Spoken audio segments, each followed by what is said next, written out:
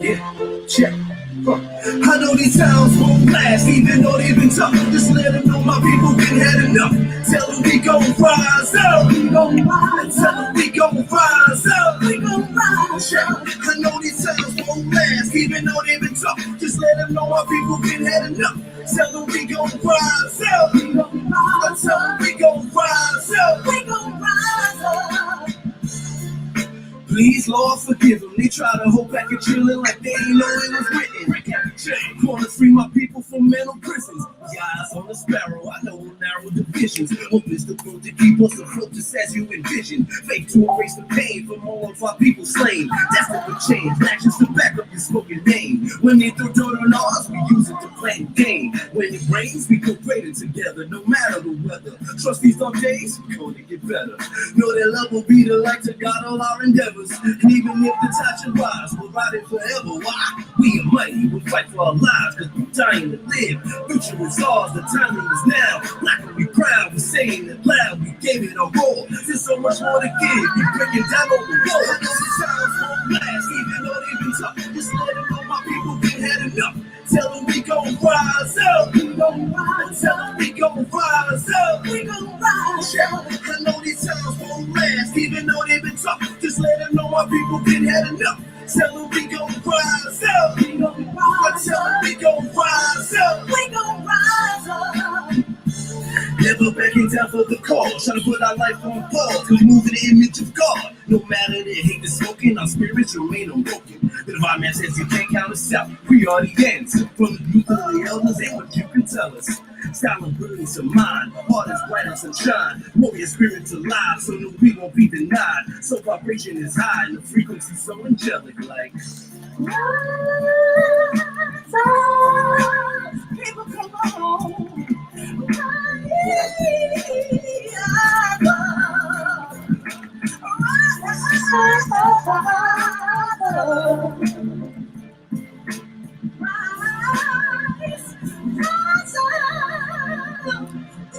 I know these times won't last, even though they've been tough. Just let them know my people been had enough. Tell them we gon' rise up. We gon' rise up. We gon' rise up. We gon' rise up. I know these times won't last, even though they've been tough. Just let them know my people been had enough. Tell them we gon' rise up. We gon' rise up. Tell them we gon' rise up. We gon' rise up.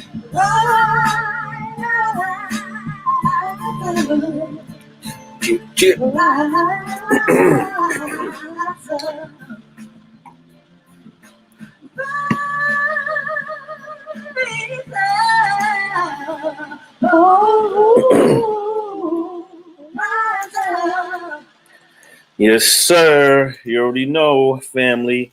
It is Monday night. That means it's time for Soundbytes International Radio, where Black consciousness to claim. World is the end. You already know, bring the conversations pertinent to our diasporic landscape for the healing, fortification, and empowerment of our community worldwide. Thanks. I am Hasir Khanefara, and this is Nefera too, my Atira. Absolutely. So you already know it's 9:30 p.m. on a Monday. It's Soundbytes, baby.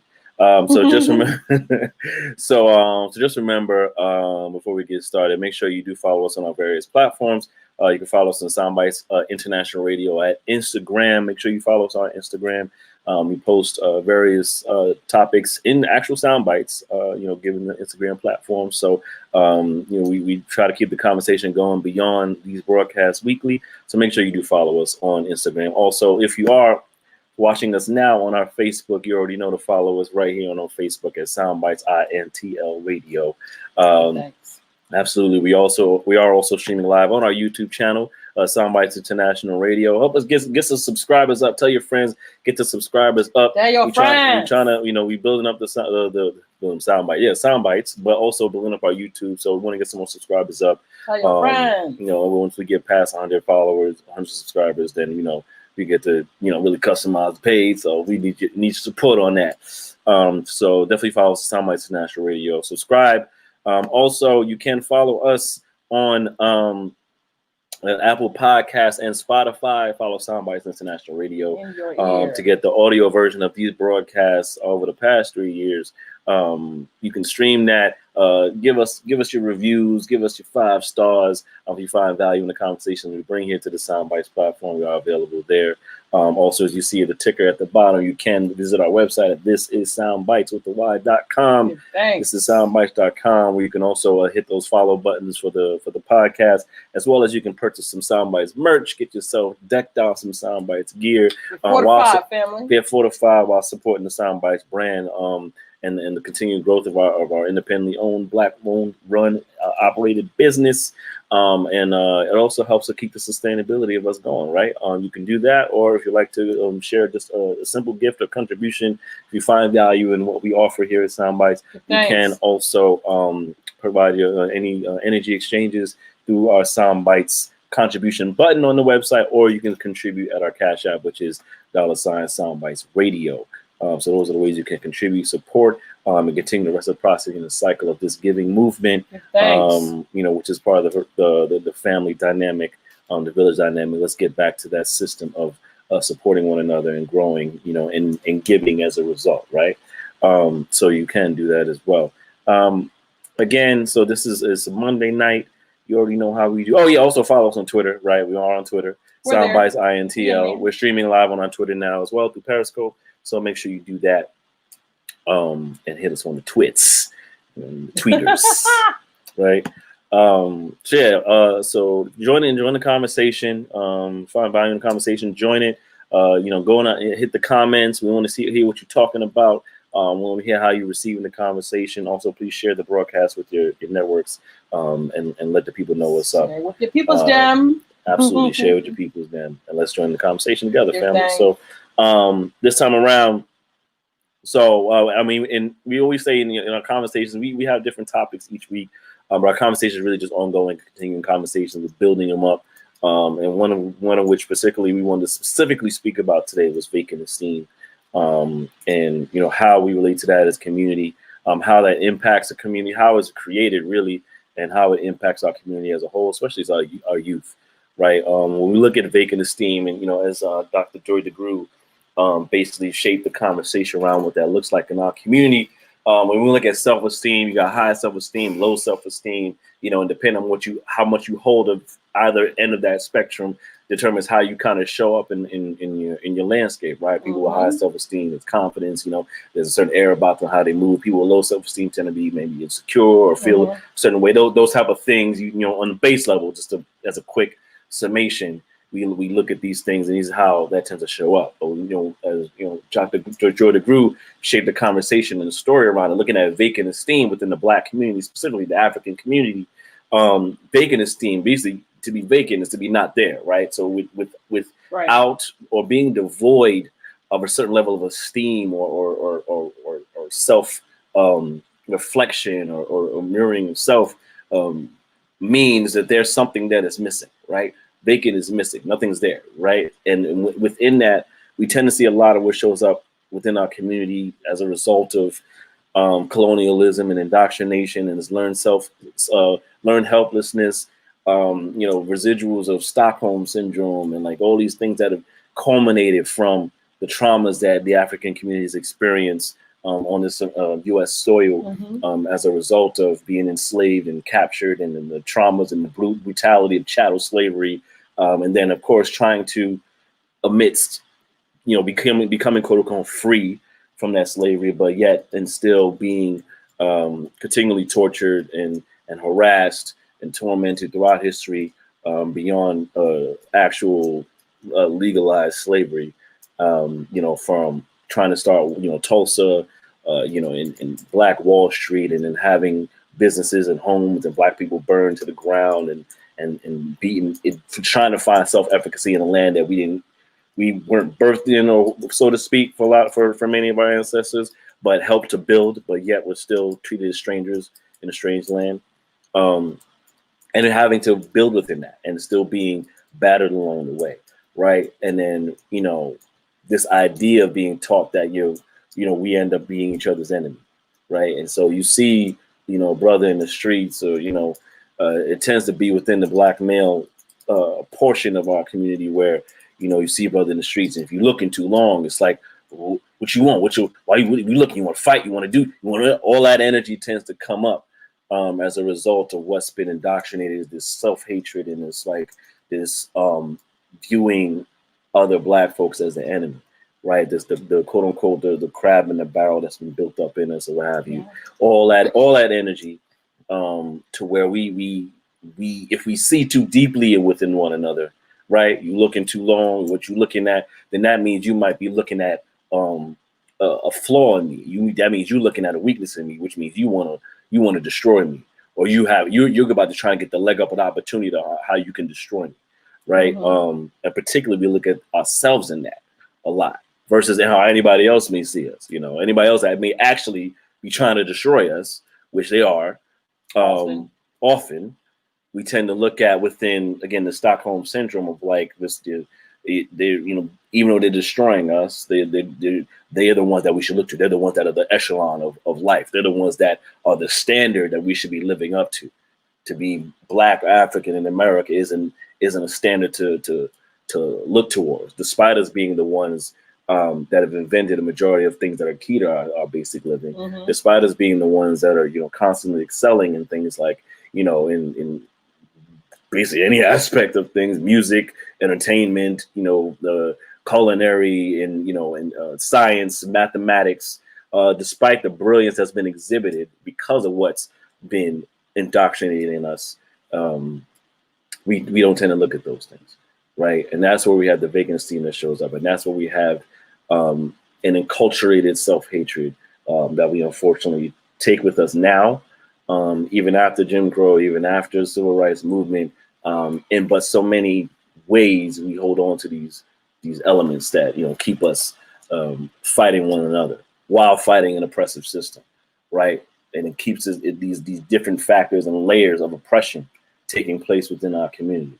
So what do we have? We have the vacant esteem. We have this idea that my brother is out to get me, and we see how that culminates inside the quote unquote inner city and the quote unquote, you know, low income communities and other labels that we've grown to accept, for where we have clusters of Black folk that are just trying to stay alive amidst this system that is designing it for Black folks to be in this pressure cooker, right? So we deal with a lot of that, and we see our youth, and we see our elders at a point where they are tired, right? And we have our Gen Xers and the older millennials that are like just trying to make it through amidst two or three generations to try to make sense of what's happening in the space. Where you're coming out of dealing with the energies of elders dealing with the civil rights, and then the new era of children of the youth, Gen Z, that are trying to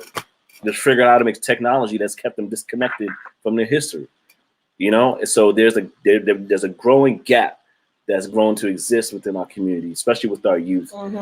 There's youth that get it, you know, right? But we do have still a large portion of our youth that are just not connecting with the impact of our history, the impact of what, you know, chattel slavery and enslavement and the civil rights, all those things have put on us, to where some of them are having conversations around where slavery was the best thing to happen because it kept us from being in huts and all these other conversations, but disconnecting to what community means, disconnecting to what brotherhood means beyond blood, right? Disconnecting with the family dynamic, right?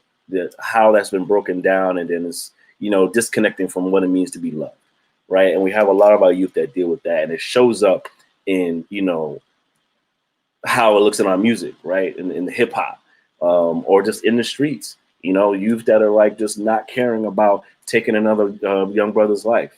You got 15 to 16-year-olds in these streets that are just trying to survive and figure things out because they may never have the guidance of those ahead of them, right? Because those ahead of them are trying to figure out what's going on with their lives and how to cope.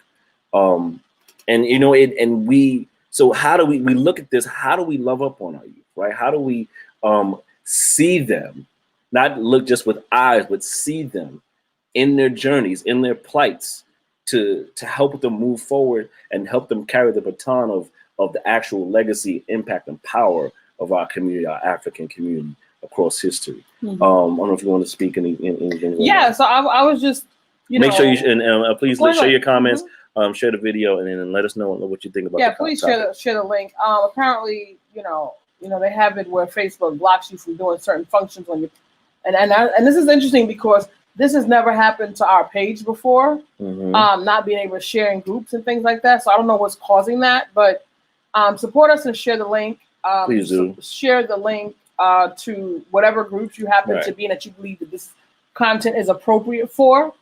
And our concept here is about restoring the African consciousness. I shared a post about Dr. Umar Johnson just recently made a post on Instagram that was shared from his time when he did the interview on Nick Cannon's show. He said, you can do a lot of things in the African community. You can do a lot of adding on stuff, but the foundation of taking the slave out of the African consenting to take the slave out of himself and herself is the foundation of any type of improvement that's going to create any lasting residual.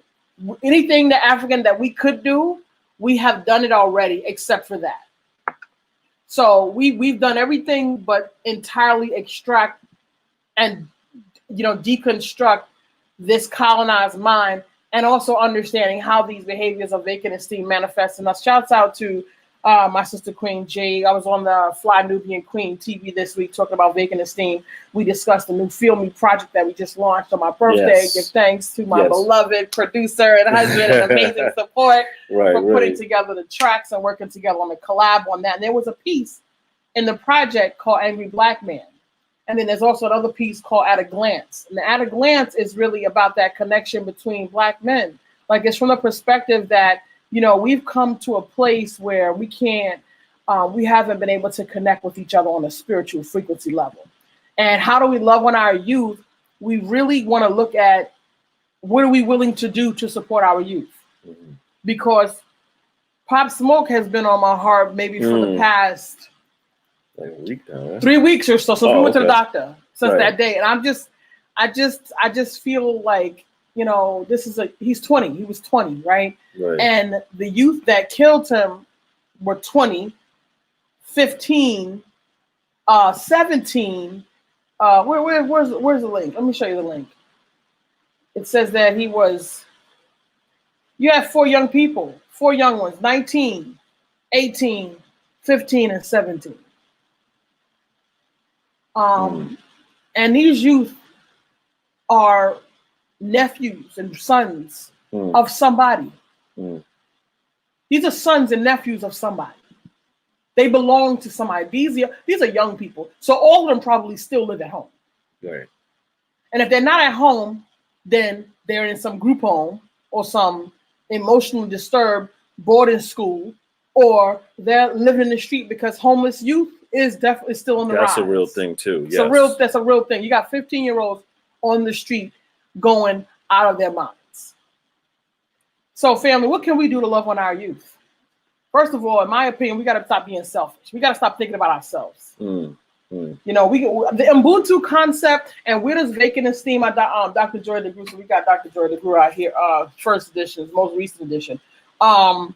You want to get into that. You want to get into that information so that you as a parent, because at the end of the day, we've agreed to participate in a system that causes our young people to feel away if they don't have things. Right.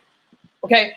They experience vacant esteem, being rejected by their community and being picked on by their children. You can send your child, I can raise my child well, but then my child, because I was the child that was raised well at home to the greater degree, right? Based on the lesser of two evils in the church, at home, parent all the time with their eyes on you, not loose in the street, structured home, very strict and structured, but structured, right? And I go to school and kids are picking on me, right? Kids are going out of their way to make fun of my clothes. I went to the church, so, my family raised me in a certain way where there's certain times of life when you wear certain things. Certain clothes are appropriate for certain experiences. I'm getting real rearing at home. And some children are not getting rearing at home because their mothers and fathers are doing whatever they want to be doing. And not to say they didn't have good parents. Good parents meaning what? Because most of their parents felt like if they were struggling it out and making it happen and going to work and trying to provide, that was being a good parent. So our standards and our community value system, I believe, is extremely off because we've agreed to participate in a system that would make children think that it's okay, 20 years old, to take the life of this young man, because clearly it was about jealousy. Couldn't have been about nothing else. Jealousy, I'm going to take what he has. That's it. I personally know 4 people who were killed by people that they were close to because of jealousy. Malcolm X was killed by somebody who was close to him. What did the community lose as a result of Malcolm X being taken? His energy. See, Africans, we're so confused, we're so hollowed out, and we're so assimilating to the matrix that we have not connected with the fact that the skill and the gift that we have is in our connection with one another. It's in our ability to pour into each other, good or bad, right? Because they say misery loves company. You ever seen a group of Black women sharing misery? I've seen it. I see it all the time. You see a group of hating ass XYZ, the third, the fourth, hanging out together, hating on so-and-so. Jay-Z said they always shoot for the top of the brass. You know, you got it popping when everybody trying to come for your brass. You know, the links on your shirt, you know, when you're law enforcement, you're a sergeant, you're a lieutenant, you get bars on your shirt. I was incorrect. You get bars. So they always come for the top of the brass. You know, and the young brother Pop Smoke, he was very talented. You know, and his content. Listen, you all agree to live in a society where it's okay to talk about, you know, young folks toting guns and killing each other and whatever. For him, I don't know if he was living that life, but regardless to whether he was living that life, these young people are someone's sons and daughters. If you don't have a good sense God gave a goat to stop doing whatever you're doing in the street, if you can't be at home with your children, rearing your children, then you don't need that job. If that position has you in a position where you cannot rear your children as your first priority and see after them spiritually, because I believe that in our community, we also, since we're not attached to our African value systems, I read books about being a parent before I became a parent. Because although I had a quote unquote pseudo appearing structured home, there was a lot of hurt, that a lot of circumstance that was there, that I knew that when I became a parent, I did not want to be that type of parent. So I had to go to read about how to become a good parent that I wanted to be for my child. It's still on 100% because things still happen. Life still happens. The Matrix got a whole lot of pitfalls and circumstances to curtail your journey. It's so compounded, right? But the thing is, we always talk about the critical mass, African. There just has to be a lot of us doing this right thing. And we have to make that right thing our priority.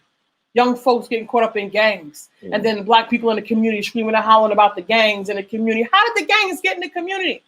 What makes the children go to the gangs? They were feeling rejected. They were not feeling provided for. They found support from each other. And they were all together doing their dysfunctional things like stealing, robbing, getting high, and soothing their physical, emotional stimulation in the company of each other. This is why they got together. They weren't being nourished at home because the rest of us choose to participate in a space that makes stuff a standard. See, we've created this environment inadvertently to our ignorance and participation in this matrix. We've created a pressure cooker for our children. See, African, if you don't understand white supremacy, what it is and how it works, everything else you think you know will only confuse you. Mental side, family. Malemu Baruti. Baba, you want to check in with this. This is what he said. He said, to kill a people at the spiritual level, you must keep them from being whole. You must remove the possibility of them being a family as their ancestors created and celebrated it. Where you cannot make the men and women hate and blame each other for their tragedy forced on them by others. You must remove the possibility of them touching each other in love. You must physically separate their children from them with the end goal of driving them psychologically and spiritually away from each other. You must build insurmountable psychological and physical walls between them. Then their children are yours to do with what you please. Know that and get into that. That's mental side, family. Absolutely. That's an important conversation to jump into. We're talking about mental side, mental psychological control, manipulation. Because once you have control of a man's mind, you have control of the man, and that's period. Because the mind is is the powerful force that's going to have you making your decision making, how you're gonna move, how you're gonna think, how you're gonna feel, how you're gonna emotionally move and respond to a lot of things. It's the network. So as soon as a system or people have control of the mind of a people, then there is no more power, right? And that's where we get to change the narrative, and that's where we get to shift out and support our youth in a big way, right? And support the understanding of what history has shown us and what history has created for us, so we can break those habits, break those bad habits, break those quote unquote, what you say, generational curses, things that we own now in our community that actually have not done us a good service, right? But have actually successfully supported the matrix in keeping us where we are on the totem pole, right? Of when you want to talk about demands, and we want to talk about prioritization of social capital, of value, of lives mattering. The fact that we still are doing this thing of quote unquote Black Lives Matter, and like having it be sloganized and this commercialized movement. And be clear that in any portion where a movement meant to move and shake and rock a foundation of something that's been showing a disservice to a certain type of people, the moment that becomes a media phenomenon, then you've lost the movement. Right, because now the media, who is run by the system, has control over what that movement looks like to you. So there's only so much information that gets through and permeates, so that you know that this is actually for you. And never in any aspect will the system define the means in which to destroy it. Period.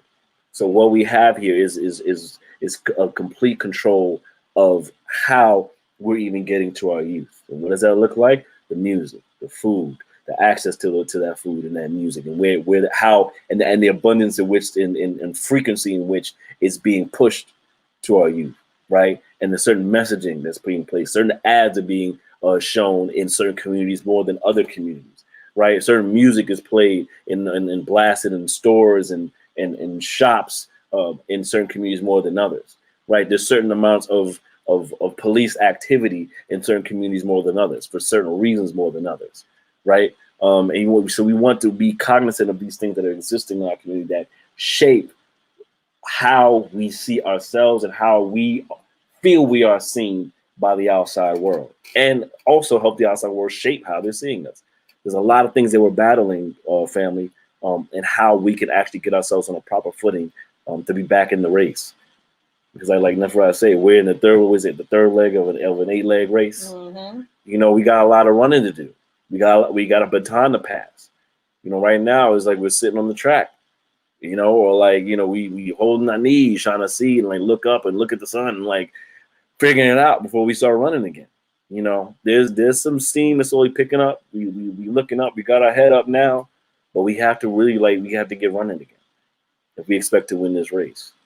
And even winning is not about defeating someone else. Winning is about getting closer and closer to our peace as a people, as humanity. So it's a lot to be dealing with, family. Share your comments, share the broadcast. Let us know what you think about the topic. Let us know your thoughts on the topic. We're talking about vacant esteem in our community, how to connect with our youth, how do we reshape the social narrative for our youth, and have them loving up on themselves, and how we can love up on them once again. So this is Soundbytes. So we want to continue this conversation and build it out in a way that's, you know, step by step, a blueprint. We're supporting growing that blueprint of how we can get to healing, right? Because that's the number one goal, is to get to the healing and get to ultimately the liberation of African people on this soil and African people worldwide. Because if we want to look at how this looks even for Black youth, it's not even just in the U.S., right? We look at Europe. We look at like Black youth in the U.K. and Australia, like and how racism exists in Brazil and like other countries. Brown skinned youth that are dealing with the different pieces of mental deconstruction by virtue of media and virtue of propaganda and social aesthetics and influences. Who's being touted as leadership? What's being touted as right? What's being touted as beautiful? We still deal with these things, right? And this is what impacts our youth in whatever particular way that they get to respond. And if they're not built up to have the faculties to respond accordingly, that has them stepping into their self-identity, they will fall. And it is up to us as the rest of the community, as in anyone who consider themselves an enlightened portion of the community, to be there to pick them up and to keep them going, right? So peace and blessings, Brother Joseph. Thank you for joining us. We appreciate you always. Please share the broadcast as we're talking about vacant esteem in our community. Share your thoughts on this particular conversation. So. Well, vacant esteem has many ways of manifesting itself in our community. And I think that we haven't not yet fully investigated what vacant esteem looks like on a day-to-day basis among ourselves and among our youth. Now, our youth only mirror the space that we've given them because we are their first teacher. We create the environment that they believe that they feel safe in. At the end of the day, these particular youth, many youth of our African community, we function within this silo of African cultural experience, right? And the few of us that do get out and move into a different space happen to be something like, financial space, or we move into whatever zip code we happen to move into. That number is few and far between. The most of us that are evolving, we're evolving in quote unquote Black space or African American spaces. So we are the ones who are creating the frequency in our community. And I mean to tell you, I've had African women, men and women, with the worst and most poor behavior. Etiquette, horrible. Interaction, horrible. This is our behavior. The worst, family. It's the worst. And no one is going to come into our community to heal our behavior.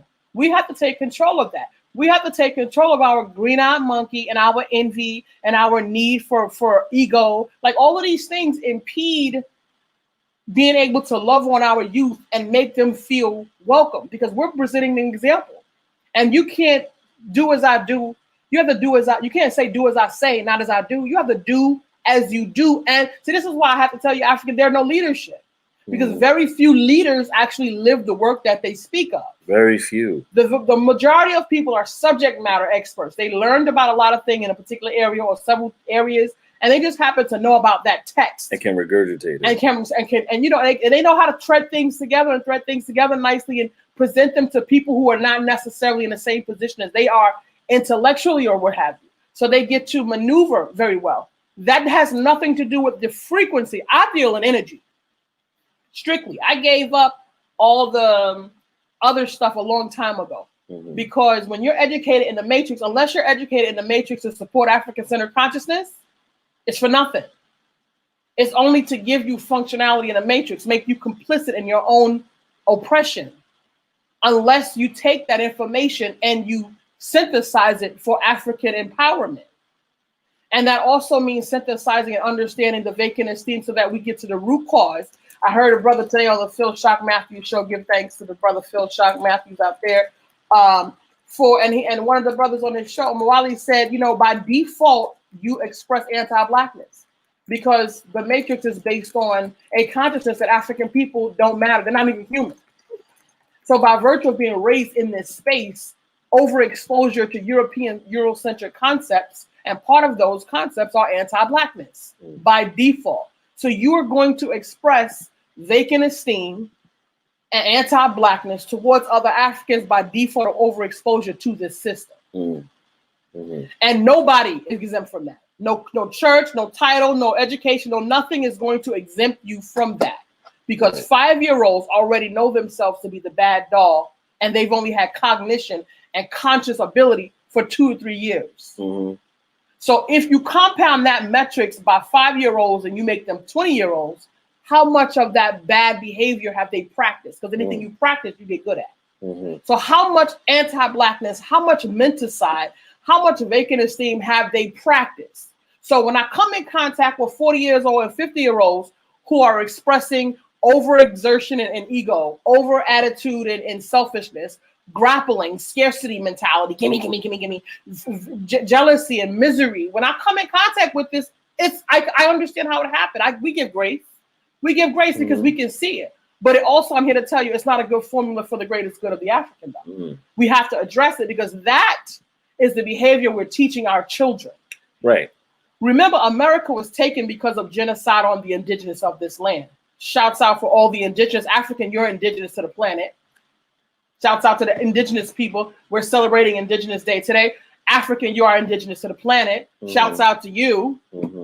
celebrating you today, indigenous people of the planet, right? So when we consider the fact that Europeans came to this country and they killed people, hostility, selfishness, jealousy, envy, diabolical manipulation, and every kind of treachery that you can find at the bowels of evil is what created America. And it's been continually perpetuated and repackaged and rebranded. Our shouts out to our brother Elder Neely Fuller for the United Compensatory Code System, whose birthday was October 6th, who is a Libra. There's something very special. I'm gonna do a little recap at the end of the month of October, and we're gonna really talk about the consciousness of a Libra in this Earth landscape. Shout out to ancestor Nat Turner too. Nat Turner on October 2nd. Yeah. There's something very different, and shouts out to and honoring our ancestor Elijah Muhammad and my personal ancestor Fannie Lou Hamer. There's something very specific about the energy of a Libra born Ma'at. Okay, family. And I'm here to tell you that it's something that we have to do. It's our job. It's our duty to support our youth. You know, he took this brother from the community, Pop Smoke, on the pinnacle. You know, uptick for his career, uptick for his. You know, and then he had 50 Cent stand for him. And 50 Cent is a brother that came from, listen, you know, I have a post that said, don't give up on our youth, because our youth can change. See, because before Malcolm X, he was a Pop Smoke. He was out there doing his thing and shuffling, you know, and getting it popping out there, running game and sleeping with white women. He talks about it. He talks about his journey. And there's no shame in it. You didn't create this environment. Yep. You came into this environment. You have to acknowledge it to know where you're going. You gotta acknowledge it. You gotta start cataloging your mental side. You gotta start cataloging your anti-blackness. You have to start cataloging your anti-blackness. Very key too. Because you cannot fake this. This is what's happening with our community. We faking. We putting on airs and we fronting and we stunting and we pretending. And we're not really getting into our spiritual frequency. We're still functioning in our senses. White-centered consciousness, Euro-centered consciousness want you to function in your senses because they function in their senses. They function in their senses. Taste, touch, smell. You know, that's where they function at. You, African, need to take yours higher. Get into the cosmos. Get into your spiritual frequency. There is something very different about the African frequency. It is what it is. You ain't gotta like it. It's a fact. Our proof is in our children. We choosing this behavior this is what we create in our community. And the least of them are our children. If we're not protecting our kids, this boy is 15, 17, 19, 18, and 20 that killed this boy. Busted into where he was at, took what he had, killed him with no regard. He had a family. He actually had a whole community of young people that listened to him. He had other conversations that was happening in his other life. Visiting high schools. You understand? They took Malcolm X. Grown people, grown men took Malcolm X off this planet. Nipsey Hussle, like somebody that knew him, that was grown in his men, squad. Nipsey Hussle, for somebody in his community. See, that's a problem. Somebody was in his squad shaking hands with him. That's a problem. That's a problem. That green eye is a problem. That vacant esteem is a problem. That jealousy is a problem. Because whatever somebody else has in this matrix, it doesn't really matter. Because at the end of the day, we all in the oven. You in the front, I'm in the back. We still cooking. What's good? All the potatoes gonna come out mashed up. What you said?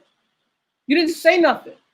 And if you think that getting some necklaces and taking somebody's car is gonna make you feel better, that's so temporary. It is such a low vibrational urge that will have to consistently be fed, and we become more and more savage towards each other.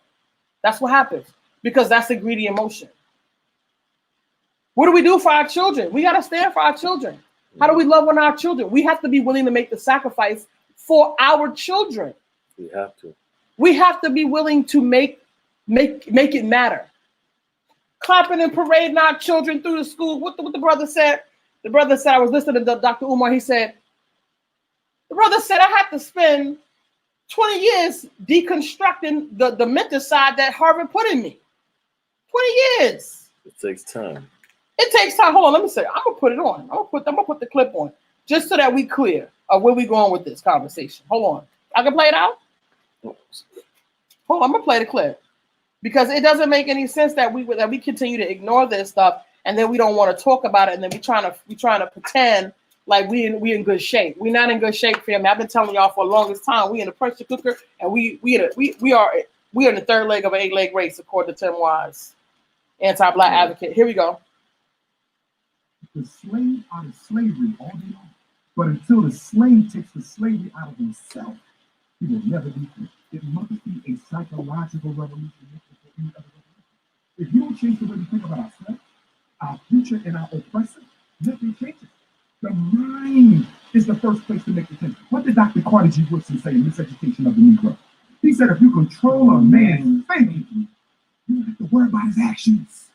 If you bring him to the house, you don't even have to tell him to go to the back. He'll go on his own. And when he gets to the back, if there is no door, he will make the door.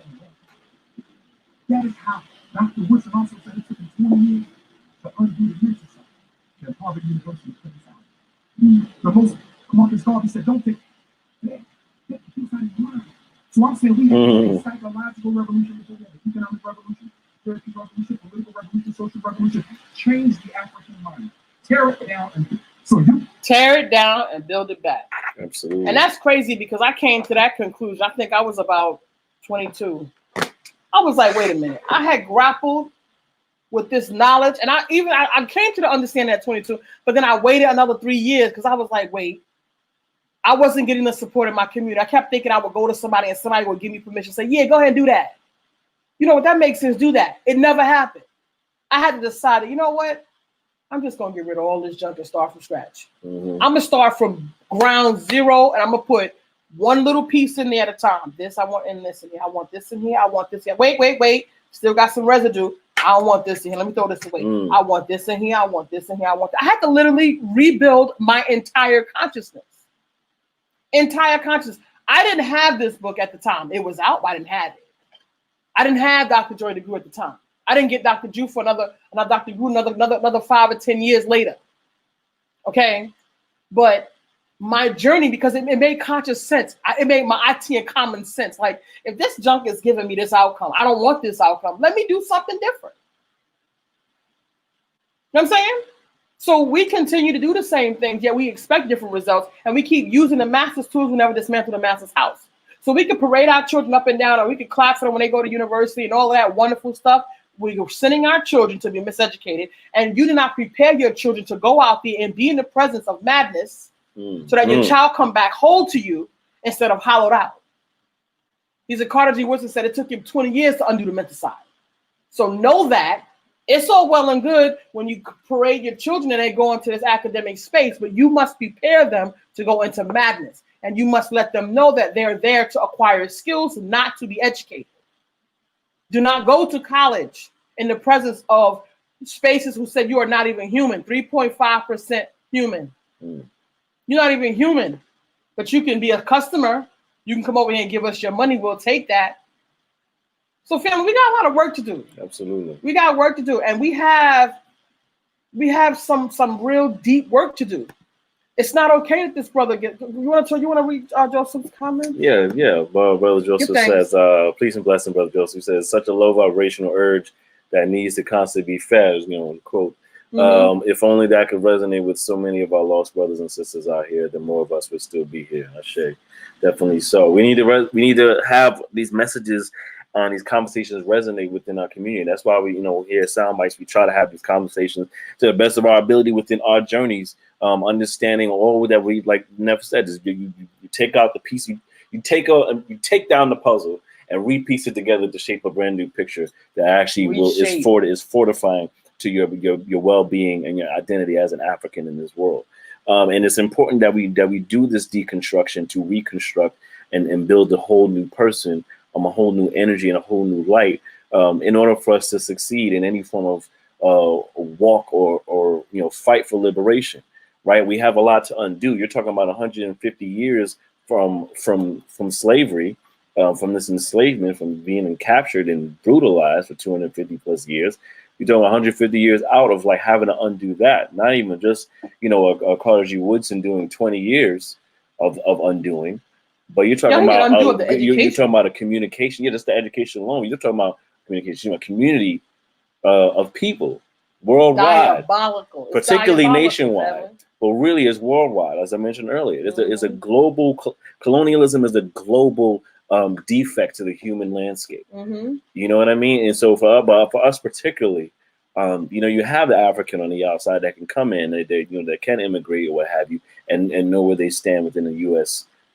Context, right? Whether you're from Ghana or Burkina Faso or or the Congo or what have you, or Mali or Cameroon, or Zimbabwe, Zaire, Namibia. You can understand that coming from there to here. Whereas the African here has, by generational standards, has had to figure out just how they stand as a being, right, within this U.S. construct. So even in the battle of just the indoctrinated self-hatred that's been a contained pressure cooker within this state, you have to deal with the understanding of how our other brothers and sisters abroad are having a different conversation with colonialism than how we're having it. So there's many layers to deconstruct and to rebuild, not even just for self, but for the surrounding community and for the global community, for us to be on one accord and one conversation. So there's a lot to break down, and that means there's a lot of work to be done.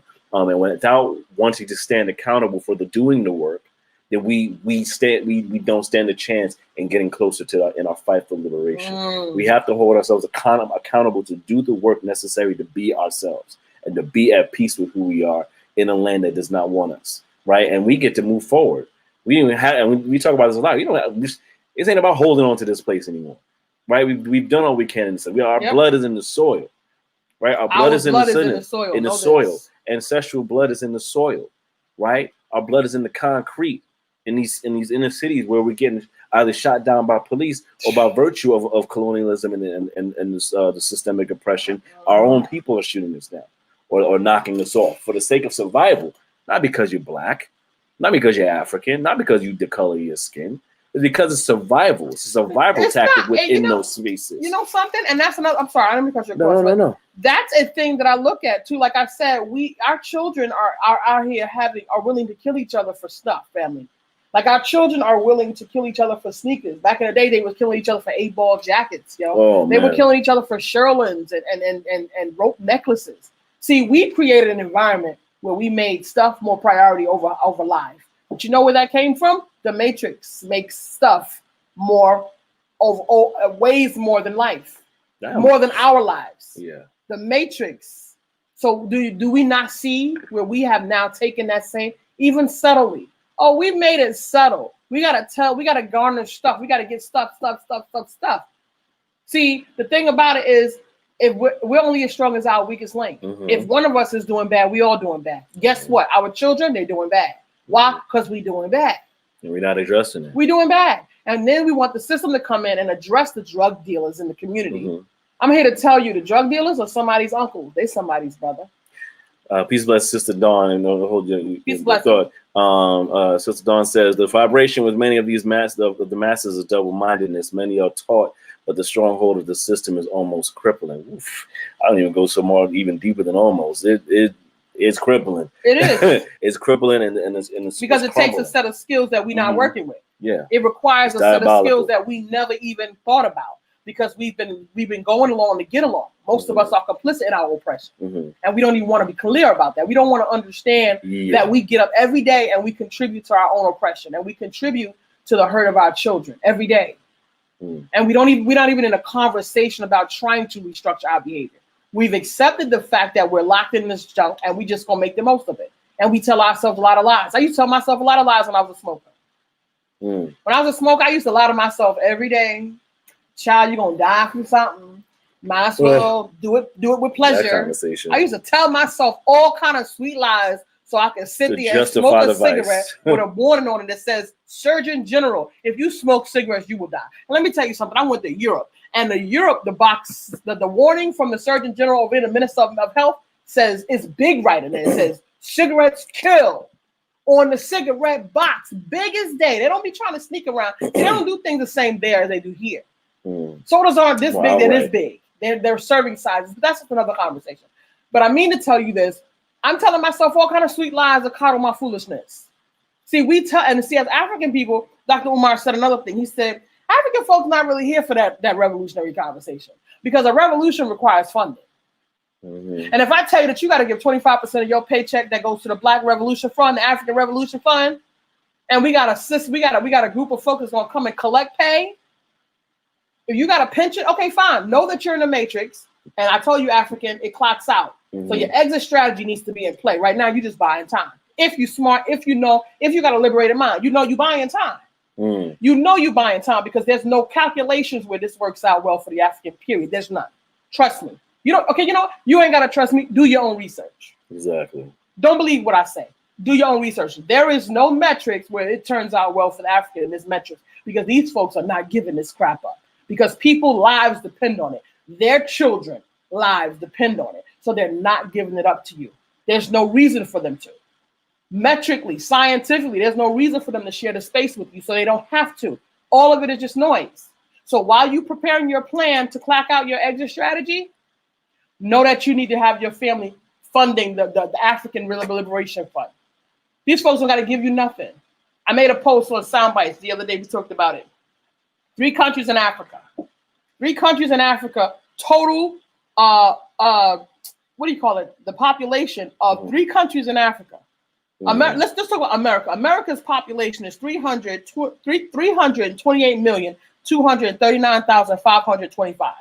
That's the whole population of America as of 2019 of those that they have on record. 3 countries in Africa, Nigeria, Ethiopia, and South Africa, has a population of 373,963,586. That's just 3. Africa has 54 countries. Africa has 54 countries. This is about perception. Right. Because America is not that big. America is that big. America's population is less than 3 countries in Africa. Africa has 54 countries. Right. The people are our resource. Right. You gotta. It's so much that we have to do if we really want to make a stand for our children. Our children are suffering severe mental health issues. It's no reason why a 15-year-old didn't have nobody in his life to tell him that it's not okay to kill somebody for their stuff. Who's raising these children? Nobody. Grown people don't say thank you no more. Grown people got bad manners. Listen. They say something, go another way. Wow. I'm a Libra, so I'm used to you say X, you do X. You don't do X. Now I'm like, well, what happened with so-and-so? So-and-so didn't follow up. Just disrespectful, rude, no manners. So who's teaching the children how to behave? Who's teaching the children basic rules of engagement? If that's the social behavior. If that's the base level leadership they got in their lives, and from parents. How are they're already set up to fail. No, but parents can go to they as long as they pray and they got nice conversation and they dress nice and wear nice clothes, they can pretend that everything is everything. But your children are out in the world with other kids. Remember, your children also, as an African, that's cute what you're doing and what you're saying. But your African children still are in African spaces with other Africans. Right. So your kids might be okay, but these kids are not. And those kids are being raised to eat up those kids. Right. Because there's no space that says that it's not okay to kill somebody and take their stuff. Right. That's not okay. And that's particularly, Brother Joseph says, one of the most bone-chilling incidents which happened when I was in the 4th grade was when his teenage kids killed a little boy for his Reebok pumps. That was one of the first situations that made me realize so many of our people value things over people so much that they sacrifice their own freedom for it. Listen, it's a real thing. When we have that property that's been placed over humanity, and particularly our humanity, as it's not legally binding in a contract that says that we're actually human. And it is not right that this is what the reality is, that we don't value the lives of one another. We don't value the spaces of one another. And we've never been taught to. We haven't been taught to, and especially like Neff said, he's like, you got the kids that from the secrets that you hide and from the psychology of the kids that are moving around in spaces with other people. And in turn shapes their reality of how they're relating to those people. So if they're not relating properly to unhealed wounds, then they're going to wound other people. And they're going to wound other Africans. Hurt people. Hurt people. And it's due to a lot of the unresolved conflicts and issues that are taking place within one particular framework, within one particular, whether it's the family or in that particular one child or that particular one person, that's trickling down, because trauma is a genetic thing, which has been scientifically proven. Trauma is genetic, right? And epigenetic and generational, right? So that means whatever your grandparent went through that was housed and wasn't taken care of, more than likely that's been passed down to you in some facet, and it may come out in a certain way. but it's still a deficit that you get to deal with. You know, our young people. I have a piece in there called "The Angry Black Man," and on the Feel Me track, you guys need to really get that Feel Me track. It's at www.keystosoar.com/Feel Me EP. www.keystosoar.com/Feel Me EP. And there's a piece in there, African, that the angry black man, where I know an angry black man, a beautiful black man. The world is seeing him as an angry black man. It doesn't matter what he's wearing, how he's walking, how he speaks, anything. White centered consciousness, European centered consciousness that is contrary, any consciousness that's contrary to the greatest good of the African. And that could be white centered consciousness or any consciousness. So know that when you identify a behavior, because consciousness manifests in actions, right? Mm-hmm. Consciousness, like I asked you, African, have you ever seen somebody thinking? You can see the system thinking. You can see the matrix thinking. You can see people thinking. Rebooting. You can see the teacher thinking. You can see the boss thinking. You can see the political officials thinking. You can see the minister thinking. Judge them by what they do, not what they say. You will see them thinking by what they're doing. Mm-hmm. Know them by their fruit, what they create and manifest in the world, and have a different judgment. Because I know a lot of people say, "Oh, so is so cool," and I meet them, I'm like, she mad trifling. She mad trifling. The perception is real. But the issue is we have no faculties to be able to designate where this bad behavior is coming from. Our standards are so low. And gain proper discernment. Our standards are so low. We don't have the proper discernment. We don't have the proper discernment, and we're impressed by such small things. Oh, he got nice clothes. He drive a nice car. You impressed by that? He don't pay his child support. He called his baby mama a bitch yesterday and spit in her face. You think he a nice guy? He got a nice car. He got nice shoes. Right. You see him at work every day. He seems like a nice guy. No, he don't pay his child support, and he spit in his baby mama's face last night. And these are the perceptions that need to be deconstructed. You got to deal with that severely, because one person, and seen memes about this, like one person can have a completely different story of who you are versus another person that you know. And it's life.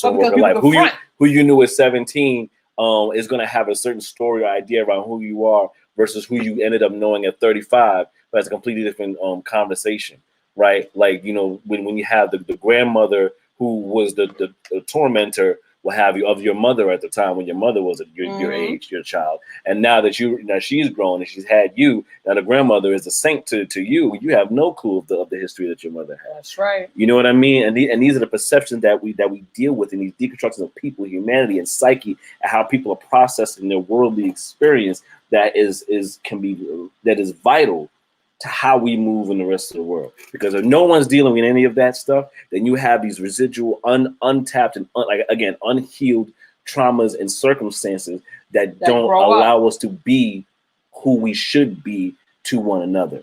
And this is where you have unfeeling. This is where you have black men are hard, and this is why you have black women are angry. You have all these stigmas that are created by society by virtue of the traumas that society's implemented on us. Right, and how we're processing it, and it comes out in a certain way. For a long time, a lot of my adulthood and my young adulthood, people thought, they just thought I was angry all the time. They just thought I was mean. They thought I was a mean person. I got that on so many occasions because of how I look, and how right, exactly, because I don't have like a smile on my face all the time. Also, brown skin, they do that to brown skin. Sisters dark skin sisters say that all the time, and they try. I got a nasty attitude. This is like you're scared and grinning. She ain't nothing funny. It's just an automatic. It's an automatic default that comes out of the matrix.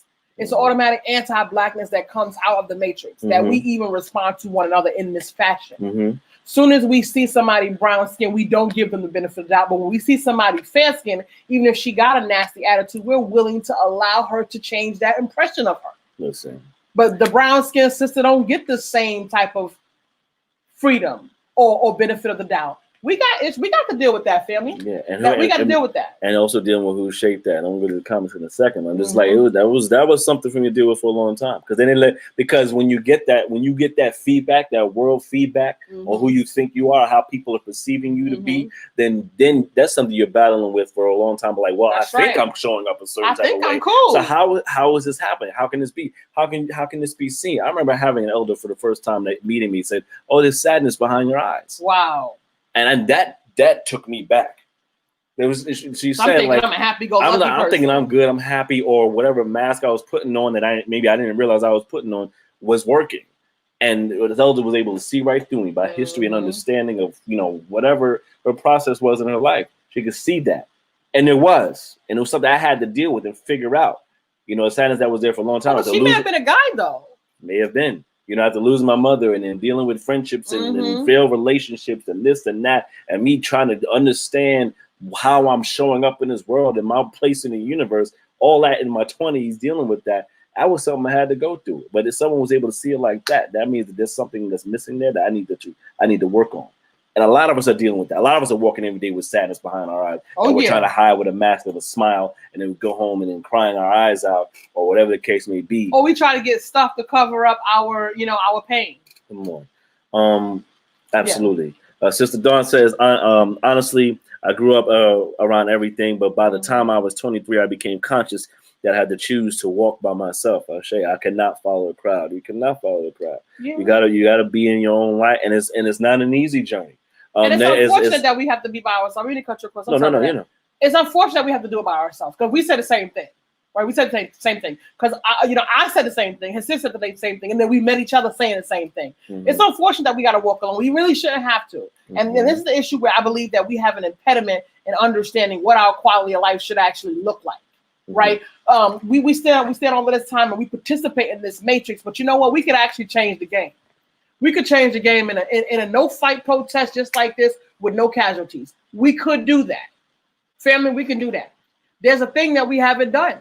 Like, we continue to participate in the matrix, but the reality of it is the power is really in our hands. The African is $1 trillion buying power in America. $1 trillion. $1 trillion, African. I don't know if we took the stand that we needed to take the stand, because if Malcolm was here, that would have already happened. It would have happened, family. It really grieves me that we're willing to sell out each other and we have short-sightedness. Yeah. See, I've seen so many times, whoever took Malcolm from this place, they decided to, this who took Malcolm out. You know what? That brother could not be who Malcolm is, because Malcolm had a designation. He came into this world with a certain frequency that gave him a certain type of way of being. See, they said, so I was listening to the story. They said, his journey. Was I telling the story? Or was you telling the story about the flood? The flood came. I sent help for you. Right. And you said, no, I'm gonna wait for my ride. Right. I sent the minister to come by, check on you. You didn't take the ride. Yeah. You flagged them by. You sent the fire department came or the helicopters, the police helicopters. You wait it out. No, you won't wait it out. God's got a plan for you. You're gonna be all right. And then the flood took your ass. And then you at the gates with God, like, you at the gate with, I said help for you 3 times. You at the gate with God, like, yo, God, what happened? I thought you were gonna protect me. It's like, I did. Fool, I sent you help 3 times. You over there like waving them off, like you got something going for you. I thought you had a plan. Like, faith without works is dead. Like, I sent you support. I sent you Brother Malcolm. What was it? God laughs at those. And y'all did not defend Brother Malcolm. Y'all did not rally around the help, the support, because you don't know how to see the divine in each other. Because menticide and by default anti-blackness, right, is showing up in your life. African, you got to check this. And you know what? You got to make a different priority. You got to make a different priority, different from out here just grappling at stuff. You got to make sure you walk in the street with your Louis V bag so everybody know you got guap. You better knock it off. Knock off that foolishness. Because the pain that African people are experiencing, not no Louis Vuitton bag can fix it. None. They out here shooting Africans. You mean to tell me you cannot not go to the mall? They out here shooting Africans. You can't go to the mall no more. You can't spend your dollar. You cannot have anything that you cannot buy from an African. That's going to be a problem for you? It's a problem for a lot of Africans. Listen, you've gotten so comfortable in your conveniences. You've been so comfortable, complicit with your oppression. To start over, to start over makes you get mental anxiety. You can't function. You're not here for that. Everybody keeps saying, I ain't doing that stressful work. I'm not out here getting ready to do no heavy lifting for these Negroids, these NIGGAs, because they're not here for it. They're not going to stand for me. This is what all of us say. I hear it all the time. We know these are people who standing in the front. We know people who know everything that we talking about and understand these conversations. But they're not here for the living. They're not living that life. Like, look, it's whatever. It's like, Man, I don't know, there's too much. People ain't going to listen, whatever the case may be. Here for it. You know, we realize these conversations aren't popular conversations with our people. People don't like to hear about themselves. Nobody likes to hear about themselves. Well, nobody should have to tell you about yourself. Because know. Ma'at is real. And African frequency, you can check yourself. Mm-hmm. Nobody had to tell me any of the things that I know. Granted, I was born Ma'at, but here it is. You're not dumb. You got eyes to see. Mm-hmm. But the problem is you waiting for somebody to give you permission. I got folks out here waiting for me to feed them. They ain't gonna eat and they gonna be mad at me because I ain't giving them no food. Look at all this help. All this work out here for you. Get this word. Come on now. Get this word. Get it. Get it. I don't babysit. I told you, African. I don't babysit. I ain't got time for it. Get this word and go to work. It's there for you. It's not hard to do. It's really not hard to do, especially as there's a whole lot of us now. When I was on this journey, mental breakdown, mental health, depression, and suicide ideation, killing, all of this. Listen, I'm so glad that the journey didn't take me on a different route. Family, listen, I'm here to tell you, do not let the smooth face fool you, because this could have looked very different. Mm-hmm. This could have looked very different. There was children out there smoking crack when I was coming up. Kids out there putting woozy, what do they call it? Woozies? Smoking, rolling weed and crack and whoa. I don't know. I forgot some with a W. I forgot the name of it. Woolies, I think. Something smoking crack in their weed family. It was young people out there smoking crack. It's young folks out there, 15, 16 years old. They said the highest cases of HIV about 5-10 years ago was young people between 25 and 14 and 25. Reckless. And they don't have no examples because we 3 generations outside of the crack era. We 3 generations outside of the government saying that these are not humans. We're going to sacrifice them to raise money for our wars. We're going to just flood these communities with crack cocaine. Because, the rappers was talking about it. Ain't nobody out here got no poppy fields. Ain't nobody got no planes bringing in no drugs. And a lot of people, if drugs is moving out here, the government know about it. Or they're the ones who pulling the shots and drawing the streets. Family, we know this. And a lot of the understanding has been, even from rappers that came up in that time, it's like we were the drug dealers back in the day, and now the kids today that rap, they're the drug users. So it's like the children of the drug users, or the children of the drug users. A lot of rap today, is if they're not talking about the cars of women, they talking about doing the drugs. They talk about the heavies, like every other bar. Who's doing it? Who's creating this? Right. Who's creating this space? Exactly. See, and this is another thing. We have a split tongue. I keep telling you, no man can serve 2 masters. They keep talking about everybody got a gray area. They just talk about me. You're just too strict. You just too, you can't do. You just too this. You just too that. There is no gray area, family. The gray area is for people who want to have a gray area. The Ma'at, 42 laws of Ma'at is such that it's very plain and simple. There is no gray area.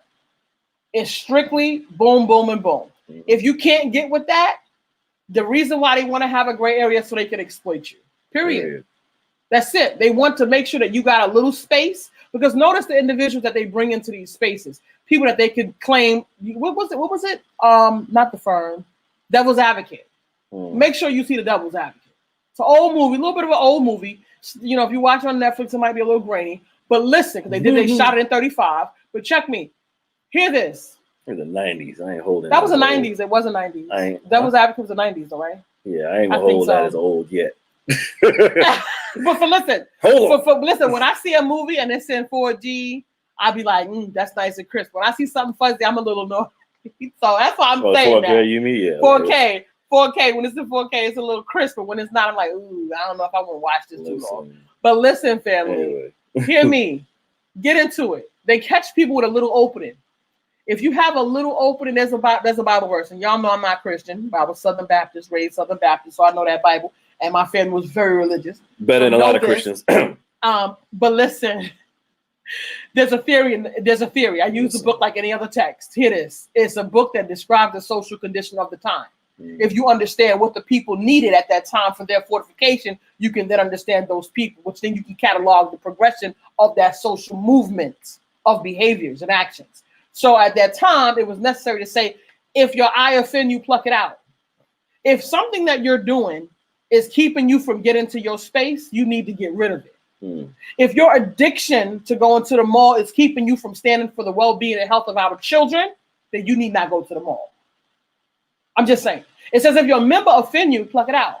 If your eye offend you, pluck it out. If you can't stop your eye from wandering and you married at women's butts, if you can't keep your face and your hands off somebody else's stuff, then you need to figure out how to cut them hands off, because maybe you don't need no hands, but guess what? Better you should get to heaven without a member than for you to burn in hell and know it with both. That's how black and white it is. That's how clean cut and no in between it is right there. Period. But I think if people treated it more that way, or whatever it is, the decision making process, exactly, because then the more you live, and there's people that love, you can see that even if this system is like enculturated this idea, you can just love up on the gray area. Oh yeah, but then you're so steeped into the gray area, and what the gray area provides is like, well, I do think this, but I also think this. That's totally contradictory. Now you don't know what to do when you only have to be faced with this, or you only have to be faced with that. And now you're at odds with yourself, and now the war begins internally, and now you can't even function in the outside world. So it really is helpful to be very clear cut on where you stand on certain things, so you can have a better understanding of how to be with it. But it's no parade. There's no parade for it. It's not to say you can't change perspectives. If you're presenting information and it makes sense to you, and it puts you in the best foot forward to change and heal on the next level, because as long as you're alive, you're always healing, you're always growing, you're always learning, you're always at an opportunity to get quote unquote better to your best self. So if that means something is changing a trajectory, then that's what it can be. It makes sense. But to dance in gray areas, to dance and hang around on the fence, like, straddling the fence, black exploitation crows out there in the old cartoon, you just chilling on the fence, wilding or whatever works, then you're not setting yourself up to win. But we've come down into a frequency where it's uncomfortable for us to do the right thing. We've come down into a frequency. That's a problem, right? So this is why we say increase your frequency, elevate, African, get bigger, so that you don't have to be a prisoner to foolishness, and because hurt people, we're so accustomed to having these flexibilities that we feel like we now can't live without them. And we've also let this go on for so long that we now feel that we can't live without them. And that's unfortunate. That's unfortunate, because for our very salvation, it's necessary for us to get rid of them. They said the road to unrighteousness broad and wide, and the road to righteousness narrow. Few there be that find it. This is in your Bible, okay? This is in your Bible. My grandmother wanted me to be a minister, so I'm a minister of learning and development. My grandmother wanted me to be a minister. I'm not going to preach and teach the way my grandmother wanted me to, because I didn't find value in it for the African. Teach was true. I had to teach the truth. I can say I love an African because I'm gonna tell you the truth. I'm not gonna tell you no lies, and I'm gonna contextualize it for you. We have to stand for our children. Pop Smoke was 20 years old, so now 5 lives are now destroyed because of this one death. And that's the thing about 5 lives. Not even just the fact that someone like himself, or any of our youth that deal with any rappers or what have you that deal with that, it's not even just that one person. Now those people that took that person's life, now they've destroyed their life. They've changed the trajectory of where their life could possibly go. They put it in one space, and we would need to think about that. That's all of our youth involved in one space, lives destroyed from different angles. That's all been perpetuated by a system that is designed to keep them in that hamster wheel of not ever elevating whatsoever. And where is that? Where is that space? Have you identified where that culprit is coming from? Where that energy is coming from? It got you to the point where we hate each other, where we're blaming each other for these breakdowns. It's in our space. Are we clear as to where this is coming from? How to get in front of this stuff? And it's bad because some of us even have good ideas. This is why it's going to take more than one of us, because so many of us have only a small piece of the journey. Collective. I was in the journey, and I used to be, listen, I told you guys, I used to hang with the Israelite brother. I lived in the Israelite community in Atlanta for several years. I was, studying Islam for a time. I was doing the sciences, which is what they call it. I was doing the science. I became the student, and I actually went through the work myself by putting the work into my life, because faith without works is dead. You must actually put the work on. And then some of us get through that journey and we stop growing. We find a space and we just get stuck there. It's a problem. I tell you guys a story, sometimes about my Christian journey and why I left my Christian journey behind. In my opinion, in my journey, being Christian did not give me access to being able to utilize the harnessed power. I was able to see it, but I couldn't utilize the harnessed power. And you guys who are in the Christian journey, there's something, Jesus as the proper mentor. If you actually look at Jesus as a proper mentor, remember they said, no man come unto the Father but by me. If you don't go by this example, if you're going to go by this example, that Jesus himself lived a life where he was actually a stand in the balance of right and wrong. And you saw this righteous anger. You saw the teacher, Jesus, go into the temple and run the preachers, the ministers out of there, the men of religion out of the temple, because they had made my Father's house a house of merchants. Right? And then there's another conversation that I go through about, this is my concept, this is my journey, and I have a lot of, I could give you a dozen resources, but why? You can do the research; it's available to you. The universe cannot be masculine because out of men doesn't come the life. Life doesn't come out of a man. Mm-hmm. Life comes out of a woman. Mm-hmm. So that's another conversation that was in contradiction with my spirit, that this didn't work. So having the whole concept of a Christian faith be about three men is a problem, or three masculine energies is a problem, because life does not come out of three masculine energies. It doesn't. That's the so balance is the feminine and the masculine. Balance in and of itself is a concept that's not present in the Bible concept. So that's another reason why it confirmed in my spirit that could not possibly be the right direction to be going. Because two men don't create life. A man and a woman creates life. It is a part of nature. That's how the divine created the space to be able to bring forth life, to be able to recreate. These are the things that I went through as an individual. I'm not here to conflict with anybody. I believe in, as the brother Malcolm said, leave your religion at home. That's your personal business. Whatever's creating your vehicle, keep doing that. But know that your vehicle needs to put you in action. If your vehicle does not give you the ability to be in action, it's a problem. Mm. And being in action, perpetuating the same dysfunctions is not an action either. You're doing what I call shuffling papers. You busying yourself, but you're not creating any result that's for the greatest good of the African. See, all of this is necessary. This is called a discerning. This is the discerning process, the analysis, the process of discerning. I'm just laughing at that. I just love the shuffling papers analysis, because when you first mentioned it to me, I knew exactly what you meant by that. And I just envisioned somebody's like, I'm doing stuff. Look, I'm busy. I'm doing things. And so many people do it. And it's me right here just looking like Kermit the Frog. So that with an added machine. Psychos. Just busying themselves. And for some people, for the untrained eye, it's nice. It looks like something's happening. It looks like some things is going on. It looks like some things is moving. But also remember, the Matrix rewards bad behavior. Right. The Matrix rewards bad behavior. The Matrix throws a celebration for you. The more dysfunctional you are, the bigger the celebration. And we clear that it takes a lot of work. African. It doesn't have to take a lot of work, but because of practicing bad behaviors for so long, the initial engagement to what it actually is can be uncomfortable. I don't know if it's hard work. I mean, I didn't say hard. I just said it takes a lot of work. Takes a lot of work. There's work to be done. There's work to be done to unpeel and peel back the layers. Yes, I'm not talking difficulty or hard. I'm talking about it takes work, which means it takes time. Yes, which means it takes the discernment. It takes specific whether it's research, whether it's your walk, whether it's meditation, however that gets to look. The work needs to be done.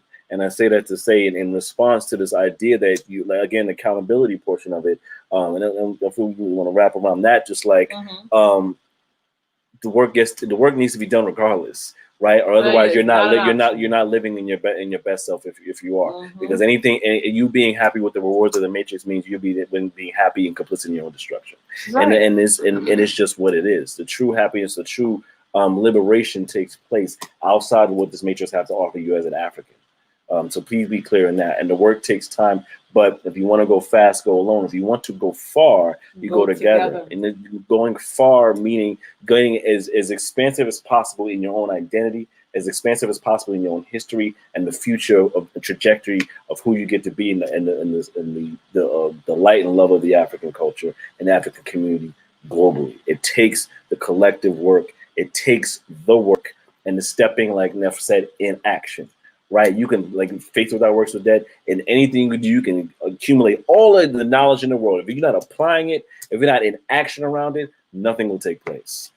And it's withholding, and you're actually like doing. Our children are in the balance, family. Yeah, we're in the balance. So let's do the work, family. Let's stay accountable. Let's get the Our courage, children are in the the faith. Let's get the courage to face all that life has offered us, all of our history has offered us, so that we can move forward in a powerful way for the future, meaning our youth, because they need it, they get to have it, and they're actually yearning for it. They need it. They want it so bad. They want to love. They want to love so bad. They want to love so bad. It's just incredible. Our kids are so smart and so. It's insane how brilliant they are. They're just so brilliant, so smart, and and you know something, African. You need to understand that our house is on fire. Okay, Stop fooling around. Stop singing kumbaya. Our house is on fire. You know why our house is on fire? What's the metrics for what's the greatest good of the African? Not whether or not you got a brand new car and a promotion. That is not the greatest good for the African. You basically got better functionality in the matrix, which now means you are better complicit in the oppression of yourself and others and future generations. So understand this. The metric, the value system is what's the greatest good for the African collective. Every African should be his brothers and sisters' keeper, and every African should be considering every action that you do. Is it in the best interest of the African collective? Everything. And you know something? All the breakdown is fine because we're going to fold in and we're going to take care of each other. Don't be scared of the necessity. Brother Philip Shock Matthew said it tonight. The breakdown before the breakthrough. Period. He said there must be a breakdown so we can have a breakthrough. Right. You can't see what's beyond the wall if you don't break it down. Guess what? You can't get rid of. You can't bring new. You know what this says in the Bible? You can't fill old wineskins with new wine. You got to clean it out, or you got to throw them out and get new wine. You cannot continue to recycle garbage. Sometimes that's it. Get rid of it. Start off new. Some of us keep doing patchwork with our lives and ourselves. I will promise you, do not let the smooth face fool you. Your girl was down in the mud. Okay. Let's not get it twisted.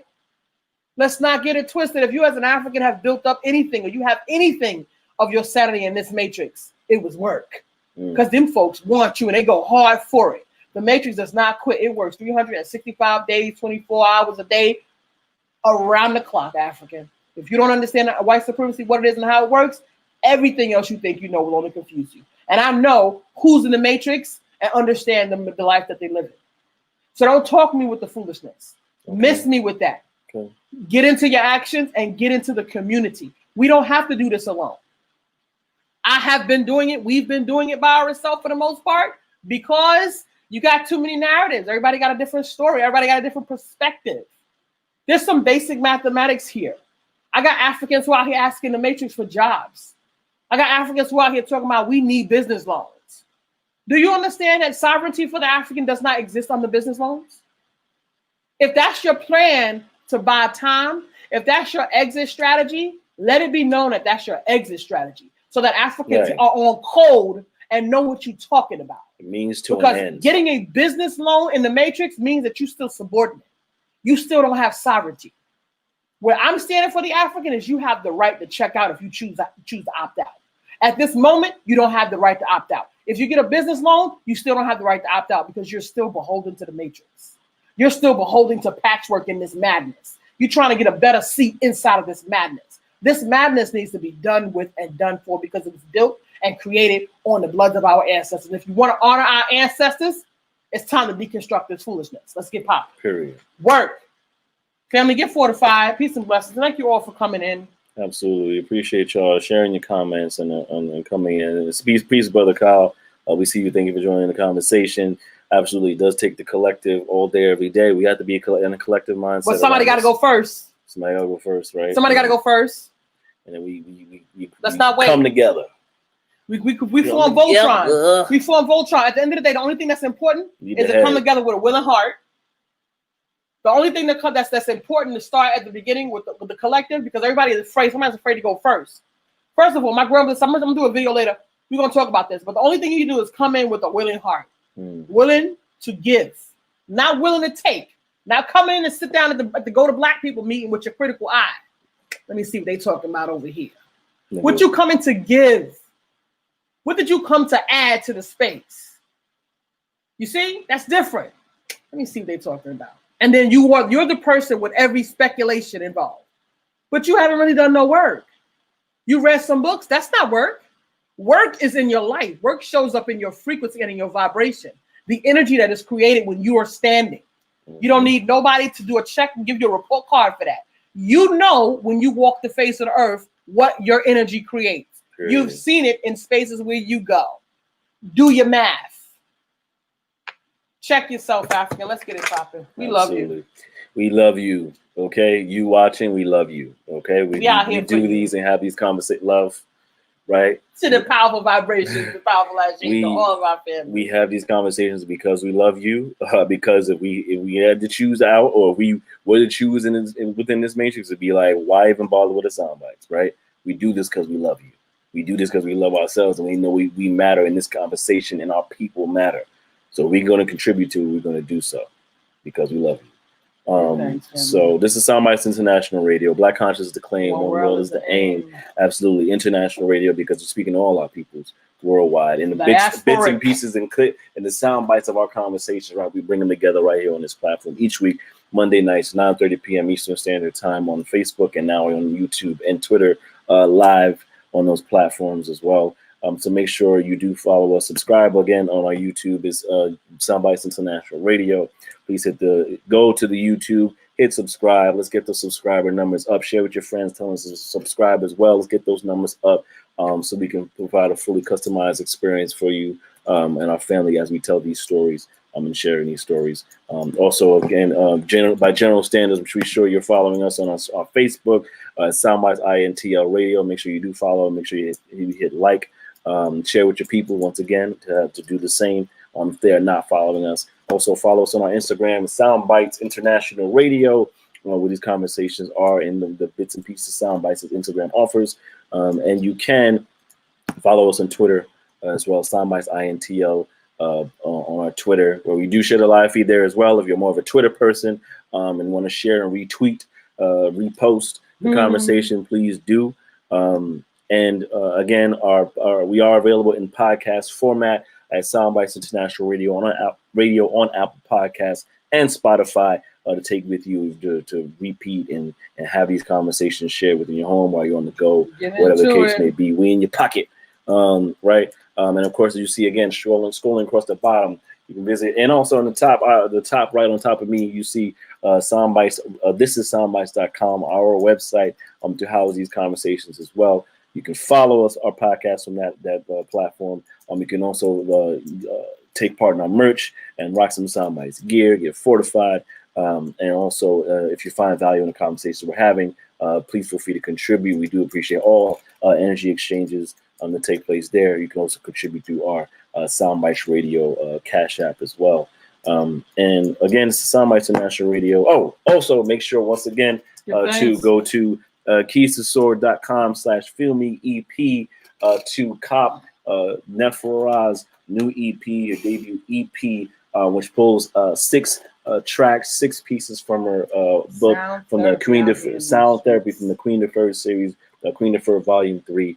Feel Me is the EP. Is available now on Keys to Soar, KEYS2SOAR.com/feelmeep, and also on major streaming platforms such as Apple Music, Spotify, and more. So get into it. We produced and worked on this together by ourselves. So again, it's self-contained, creative, and artistry. As usual. That's what we do. So, and we pull out the genius out here in these vibrational streets. This is what we do. This is our offering to the Earth's landscape, to you as listening, and as a vibration and a peace offering that hopefully you can get into, consume, and heal from. So please do so and follow that as well. And again, this is Soundbytes International Radio, y'all. So we're gonna head out, of course, and get into these tunes. We're gonna get into some stepping into I Am, get the energy up, and just vibe with us, family. All right, so let's get it. One love. This is Soundbytes International Radio, y'all. Peace, family. I walk the face of the earth with a boldness which makes people ask who sent you. I tell them I am. They tell me that's a cute affirmation, but it's not an answer. I reply, listen again. My affirmation is your answer. This is the power of I am. This is the greatness of I am. Look at the strength that I have. None of the truth could deny that. Peace, brother Joseph. Thank you. Peace, brother Kyle. Peace, Sister Dawn. Thank you for joining us today. Okay, 9 bricks, $1 million dreams. Yeah, I manifest it. You be the blessing. I manifest it. Yeah, turn up. This is the power of I am.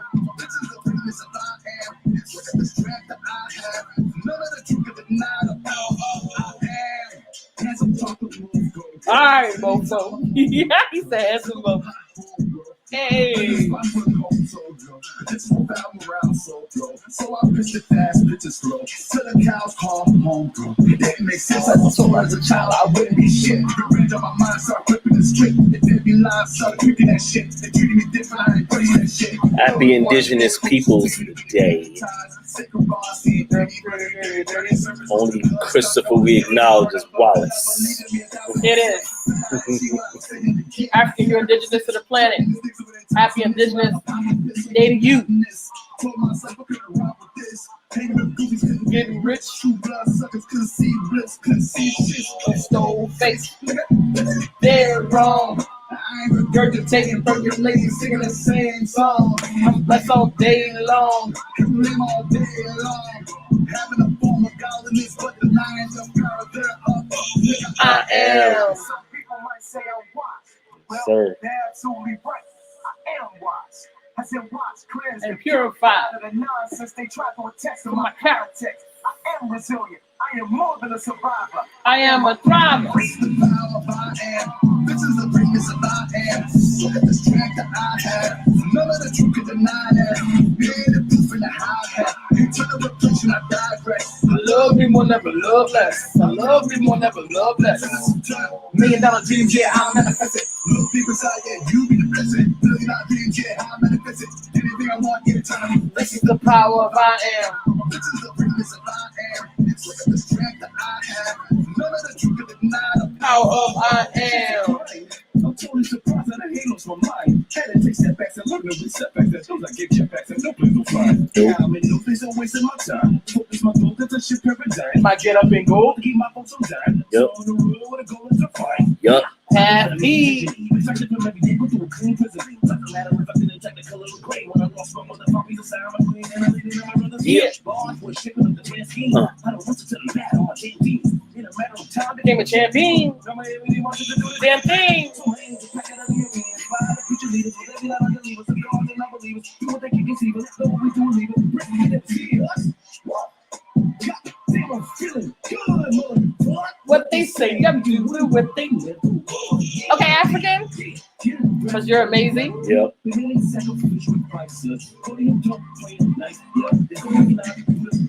From the north to the southeast. Everything you want, yeah, turn up. Don't do it. Harness the power, African. Come on now. What? And I am a living magnification of God. How about you know that?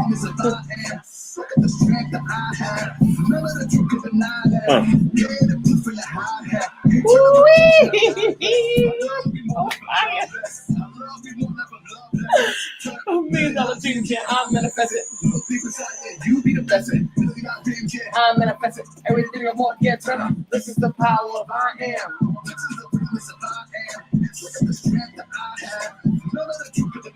Power of I am. Nothing can deny the power of I am, family. You better know One this. love. Get into that. Soundbytes life. International Radio. Black Conscious Claim One One World is the aim. Every Monday, 9:30 Get p.m. into Eastern it. Standard Time. One love, family. Be safe. Have a blessed one. Peace, power.